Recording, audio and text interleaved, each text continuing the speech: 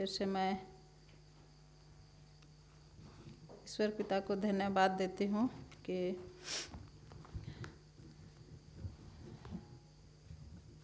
मैं आप लोग के सामने खड़े होकर कुछ बोल सकती हूँ, क्योंकि मेरा तबीयत बहुत ख़राब हो गया था और मैं सोच रही थी मैं ले पाऊँगी कि नहीं। उसके बाद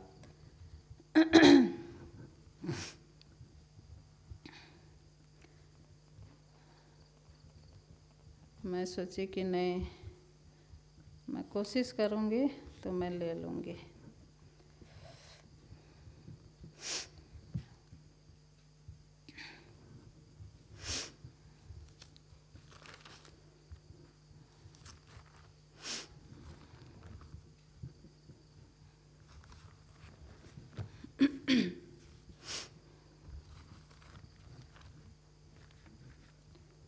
आइए हम याकूब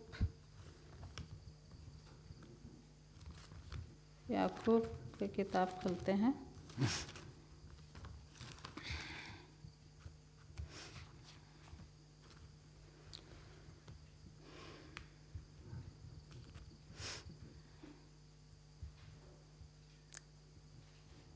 याकूब 4:13 से मैं पढ़ूँगी।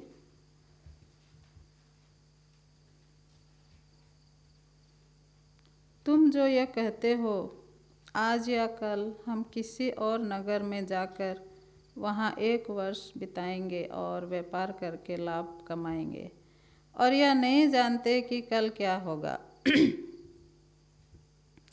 सुन तो लो, तुम्हारा जीवन है क्या? तुम तो भाप के समान हो, जो थोड़ी देर दिखाई देती है फिर लोप हो जाती है। इसके विपरीत तुम्हें यह कहना चाहिए, यदि प्रभु चाहे तो हम जीवित रहेंगे, और यह क्या वह काम भी हम करेंगे। यहाँ हम देखते हैं कि घमंड के विरुद्ध में हमें बताता है, घमंड के विरुद्ध हमें चेतावनी यहाँ पर बाइबल हमें देती है कि तुम जो कहते हो आज या कल, हम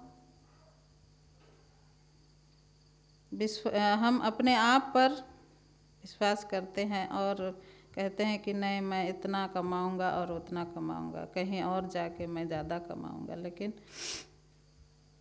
हम यह भूल जाते हैं कि हमारा जीवन एक भाप के समान है। हम कब क्या होगा कोई नहीं जानता है।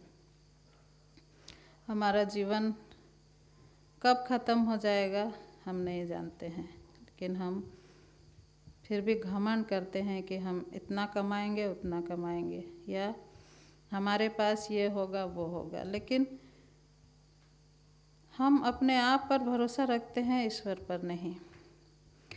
इसीलिए यहाँ हमें कहता है, पर अब तुम अपने डींग मारने पर घमंड करते हो। ऐसा सब घमंड बुरा होता है। यहाँ बोलता है ऐसा सब घमंड बुरा होता है, जो हम अपने आप पर घमंड करते हैं और ईश्वर को भूल जाते हैं कि उसने हमें बनाया है और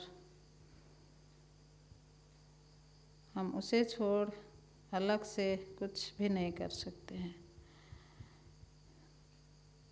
और आगे हम पढ़ते हैं तो यहाँ कहता है 17 में, इसीलिए जो कोई भलाई करना चाहता है और नहीं करता, उसके लिए यह पाप है, कहता है। हमारे पास बहुत कुछ आ जाता है तो हम घमंड करने लगते हैं और अपने से जो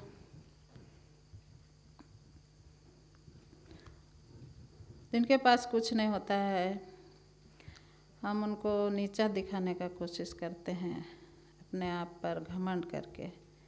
लेकिन ये सब अच्छा नहीं है, कहता है बाइबल में। इसीलिए जो भलाई करना जानता है वो नहीं करता है, वो अभी पाप है, कहता है।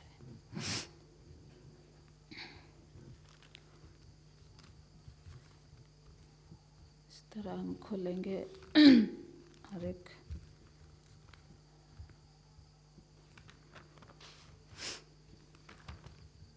दूसरा तिमोथी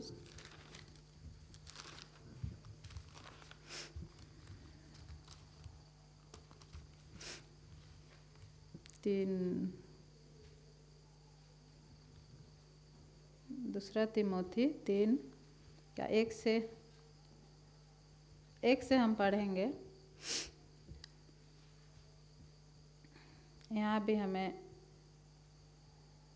बताता है, पर यह स्मरण रख कि अंतिम दिनों में कठिन समय आएंगे, क्योंकि मनुष्य लोभी स्वार्थी, लोभी, डींगमार, अभिमानी, निंदक, माता पिता के आज्ञा टालने वाला, कृतघ्न, अपवित्र, दया रहित, क्षमा रहित, दोष लगाने वाले, असंयमी, कठोर, भले के बैरी, विश्वासघाती, ढीठ, घमंडी हो जाएंगे। घमंडी और परमेश्वर के नहीं वरन सुख विलाप के चाहने वाले होंगे। देखिए, अंतिम दिनों में, ये हम अंतिम दिन में वास कर रहे हैं, जो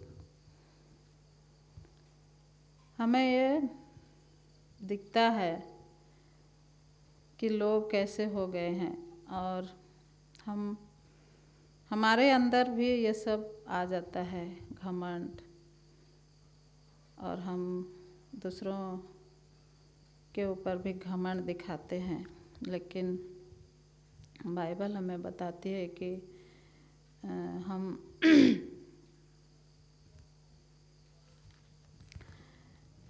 हम जितने ईश्वर के बेटे बेटियां हैं, हमें घमंड नहीं होना चाहिए। चाहे हम जितने भी ऊंचे पद में हो, या हमारे पास जितने भी गाड़ी घोड़ा बंगला जो भी हो, लेकिन हमें घमंड नहीं होना चाहिए। नहीं तो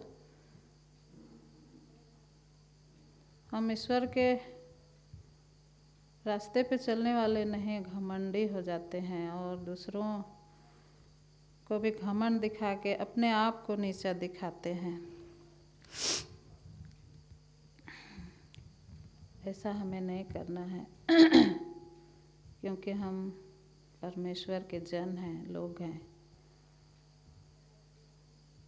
अगर हम घमंड नहीं दिखाएंगे तो दूसरे भी देख के कहेंगे, नहीं, ये इनके पास बहुत कुछ है, लेकिन इनका स्वभाव कितना अच्छा है।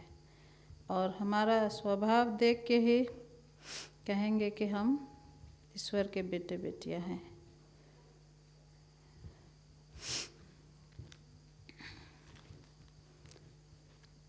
इसी तरह नीति वचन में भी हम देखेंगे,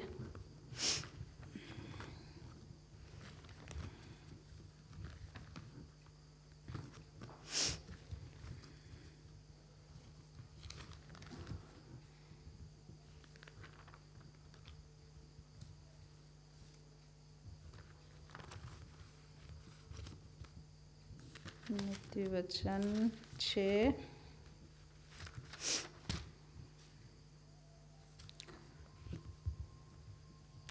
यहाँ पर भी साफ साफ कहता है नीति वचन में, 6 वस्तुओं से यहोवा बैर रखता है, वरन 7 है जिनसे उसको घृणा है, अर्थात घमंड से चढ़ी हुई आंखें, झूठ बोलने वाले जीभ, और निर्दोष का लहू बहाने वाला हाथ, अनर्थ कल्पना गढ़ने वाले मन, बुराई करने को बैग दौड़ाने वाले पाँव,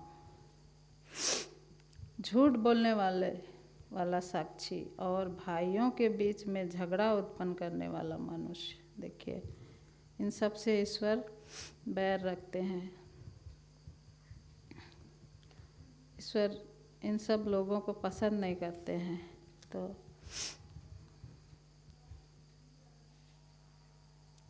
हमें भी ईश्वर के नज़र में ये सब काम नहीं करना है, अच्छा काम करना है और हमें घमंडी नहीं बनना है।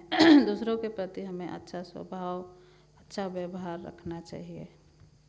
मैं इतना ही बोल के अंत करूँगी। ईश्वर इस सुंदर वचन पर आशीष दे।